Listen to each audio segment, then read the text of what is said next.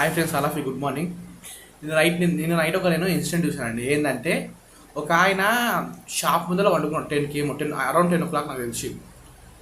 ఆ షాప్ అయినా అంటే ఆయన వచ్చి ఆ షాప్ అంటే ఇప్పుడు ఒక షాప్ తెరిచిందండి. ఆ షాప్ ముందర వండుకోలేదు, పక్కన ఇంకో షాప్ మూసింది.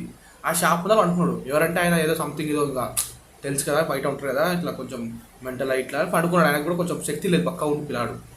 ఇప్పుడు ఏంటంటే ఇక ఆ ఇప్పుడు ఆయన షాప్ ఒక తెరిచిన షాప్ ముందర వండుకోలేదు, తెరవని షాప్ ముందరనే వండుకున్నాడు ఆయన. ఇంకా ఆయన వచ్చి ఇంకా ఏమైందంటే, ఏ లేవురా, గుద్ద బలిసిందా, అది బలిసిందా, లేవు నీ అమ్మ గిది ఏది అనుకుంటా తిడుతూనే ఉండండి. ఆయన మళ్ళీ పోలీసు వాళ్ళు అన్నీ అక్కడిక్కడ పోతూనే ఉండరు. నైట్ కూడా రౌండ్స్కి వస్తారా పోతారు, అయినా సరే గట్టిగా తిడుతూనే ఉండరు. అంటే ఏంటంటే ఆయన షాప్ ముందర అయితే వండుకోలేదు, పక్క షాప్ ముందర వండుకున్నాడు.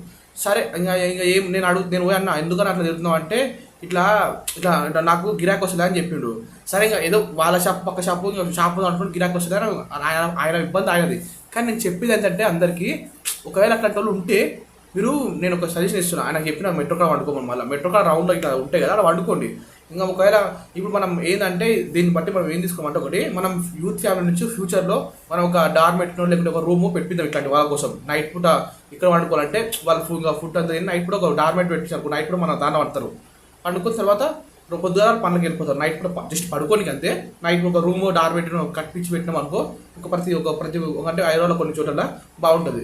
ఇది నేను తీసుకున్న నిర్ణయం. అంటే ఫ్యూచర్లో మనం ఒకసారి ధన్యవాదం అండి.